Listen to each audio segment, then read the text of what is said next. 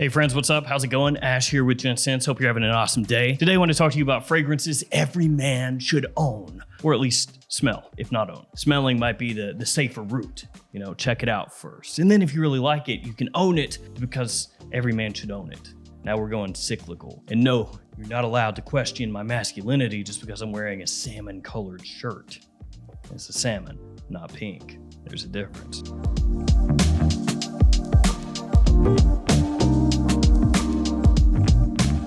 So yeah, guys, 10 different fragrances I think everybody should get their nose on. These are some absolute bangers, designer and niche both. So let's check these out. Guys, I'm gonna link each one of these in the description below. And if you shop for any of these niche fragrances at luckyscent.com or twistedlily.com, guess what I'm gonna tell you? Use the code GENTS10, save yourself 10% off. Good for both those websites. All right, let's jump into it. First fragrance I wanna talk to you about is from Carolina Herrera. Now you may be thinking, oh boy, is it Bad Boy? No. Is it Bad Boy Le Parfum? No. Is it Bad Boy Cobalt? No. It's CHMIN. This is for men. Bad Boy is for boys because it's in the name. I didn't make that up. Now I've got myself a little old bottle of CHMIN here with the little ribbon with the CH little charm on it. These command a premium because they're the original bottling, and a lot of people say that it got worse as it went on and it was rebottled and reformulated, but I also have some newer bottles as well, and it's not anything to get too worked up about the difference there. So CHMIN, in case you're new to the fragrance world, was a previous hype beast. It's a fragrance a lot of people really loved and talked about as being just an absolute monster of a compliment puller fragrance, and guess what? It was. Guess what? Twice. It still is. It's a really interesting one too because it has this like grassy green note in the opening, but then it's quite sweet and leathery as well. So you have all these different things working together that you wouldn't think do work together, but it pulls it off really well. It is an outstanding fragrance for cool weather and also works well during early spring. It's the type of date fragrance that you can bust out as a secret weapon because nobody's really wearing that anymore, but it is an absolute stone cold killer when you're talking about pulling positive attention. So CHMIN, for sure. Got to check that out. Let's go niche next with Herod from Parfums de Marly. Fantastic niche tobacco fragrance. Very versatile and wearable. Also a good compliment puller with very good performance. You're going to get tobacco and vanilla in here, which for a time had people drawing comparisons between Tom Ford Tobacco Vanille and this one, but they are quite different once you really get into it. Tobacco Vanille, much heavier on that sweetness from the vanilla. It's more tempered here. Also have a good amount of spice from cinnamon. You have even osmanthus in here, so it's got a lot of different things going on around the edges of the fragrance. Another stunner for fall and winter time. This is one of Parfums de Marly's best. It may not get talked about as much as Leighton, but it's just about right there with it. After that, PRADA L'Homme. Good old PRADA L'Homme. What happened to your line? It was once so powerful, so mighty. You had PRADA L'Homme Intense, PRADA L'Homme Low, PRADA L'Homme Absolute, PRADA L'Homme Water Splash. A lot of L'Hommes. And then one by one, they fell by the wayside. And the Prada overlords looked down upon the crumbled remains of the PRADA L'Homme empire and chuckled to themselves. And they said, hey, you want to make another Luna Rosa, like a blue fragrance one? And they all laughed. PRADA L'Homme, still fantastic, even if this is the only one in the US that you can readily and easily find, at least compared to how easy it used to be to find them. One of the quintessential designer office fragrances, very classy, soapy, clean, a little powdery, the iris in here, fantastic. PRADA L'Homme, gotta get your nose on it, and I think you gotta get a bottle. Let's keep it in the designer realm. The one Royal Night exclusive edition. Anything that says exclusive edition on it, yeah, you gotta get that. That way you can try to flex on people that have absolutely no care that it is an exclusive edition. You know, you got your friend, your girlfriend, whoever over, and you're like, yeah, this is the one Royal Night. It's an exclusive. It's pretty hard to find in the US, you know, because this never came out in the US market. Actually, this was made for the Middle Eastern market, but myself being a fine connoisseur of fragrance, I have it exclusive. Did I mention exclusive? They'll just look at you like you're a moron, but you could do that. Nobody's stopping you. This has the one DNA to it. Well, what does that mean? You ask. It means it's sweet. It's spicy, it's sexy, it's alluring, it's a fantastic evening fragrance, a great date night fragrance. But this one is ramped up, amped up a little bit, giving a nice woody base while maintaining that ambery, spicy warmth. The One Royal Night is fantastic. Guess what? All of the exclusive The One fragrances are. So if you can get your nose on Mysterious Night, Luminous Night, Royal Night, any of them, check them out. Back into the realm of niche with ZERZAV Naxos. Yours will not be this color when you get yours in, should you ever get one in. And mine has aged like a fine wine and now has this great ambery color to it. Or actually kind of like a whiskey color. Oh, and the bottle has changed too. So different bottle style now. This is a great tobacco fragrance once again. So Herod, awesome tobacco. Naxos, awesome tobacco. I'm a fan of tobacco fragrances, in case you didn't know. This is one of the best. It has honey. It has, once again, a great sweetness to it, a pipe tobacco style of fragrance. Got a little lavender off the top, a little bit of bergamot, so it's a little fresh in the opening, and then it really settles in as that tobacco opens up, and vanilla and tonka, honey, all that stuff comes out. Gets compared sometimes to Pure Havane from Terry Mugler, which is quite possibly the best fragrance that Mugler has ever done, only even higher quality. So this one, you gotta check out. Designer time again. I'm gonna go with this one, AEROS Eau de Parfum.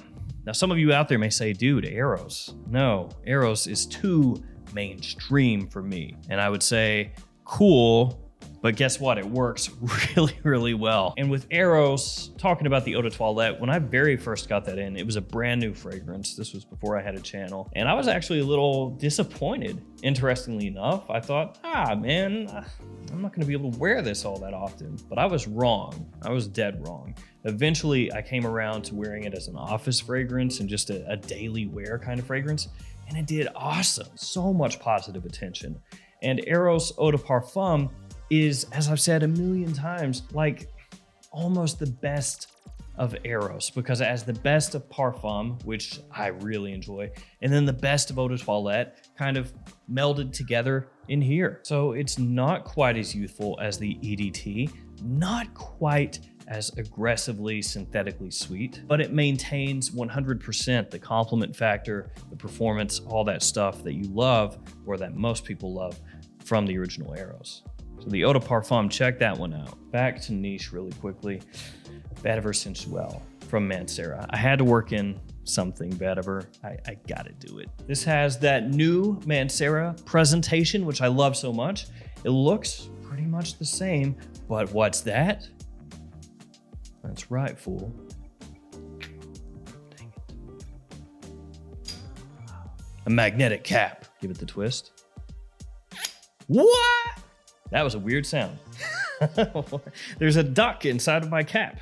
So yeah, back to reality. Vetiver Sensuel here, a really wearable vetiver fragrance. It's a much fresher take on vetiver than some of the more smoky, woodsy, darker vetivers out there. Has almost an effervescent sweetness in the opening. You know, it's got that citrus freshness, that liveliness when you first spray it on. But then it is at its heart a vetiver fragrance, which makes it a great classy scent for office wear, casual wear. Some people who dislike vetiver probably won't have their minds changed by this one.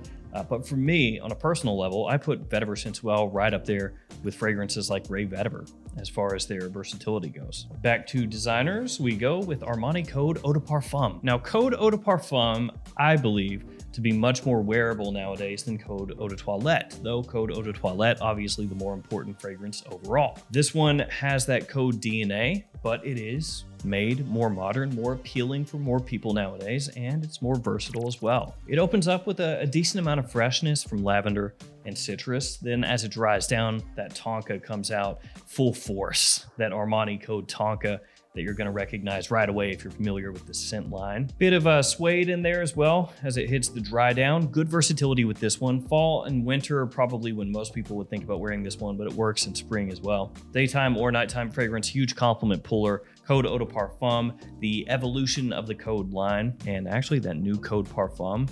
I haven't been able to wear it too much, but that stuff is really nice too. So check that one out also. Final niche fragrance. I have a couple bottles of this. This is my oldest bottle of the fragrance and it's nearly empty. I'm probably never gonna use it because I don't want to run out.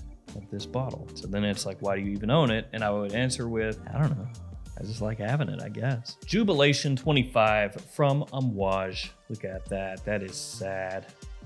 What was that, like 5 milliliters maybe? Oh, depressing. So yeah, this is my old bottle.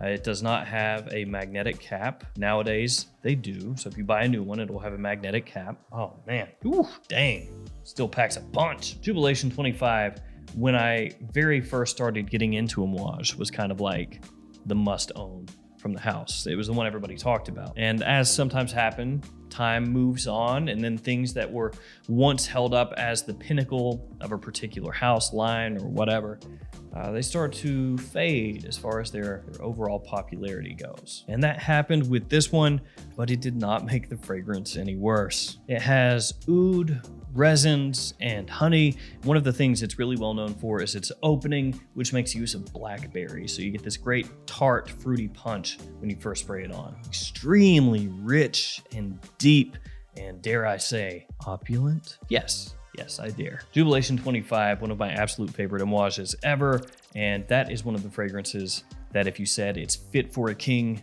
I wouldn't argue with you at all. So let's go from what many would consider the pinnacle of Amouage to a cheap designer imitation of Creed's Aventus. Explorer from Mont Blanc. Yes, Explorer. It's extremely popular, but man, it's so darn likable. I can't stay mad at it. It does have that Creed Aventus flair to it, so you can tell what it's inspired by, but it still smells so good, so versatile, so easy to wear. And the cost on this thing, like nothing, comparatively speaking to when it came out and I had to buy it at full retail. It's nothing anyway. This is an all-year fragrance, daytime or nighttime. And even though this is enormously popular within the fragrance community and popular in general, it still is not in as many people's collections as something like Aqua de Joe, Dior Sauvage, Bleu de Chanel, YSL Eau de Parfum, stuff like that. Even Polo Blue, more people got that. So Explorer, I think, is definitely worth checking out, especially if you're just getting into fragrances and maybe you're wondering to yourself, should I ever save up for Aventus? Well, obviously you should sample it first, but if you wanted a fragrance that gives you more wears than just a couple sprays like from a sample, check out Explorer, check out Club de Nuit Intense Man, and then work up from there. All right, guys, that will do it for me. 10 fragrances every man, including you, should own or smell. And then if you smell it and you like it, then own it. I'm gonna head out of here, guys. Thank you for hanging with me here until the end. Stay safe out there, and I'll see you tomorrow with another fragrance video. See you guys later.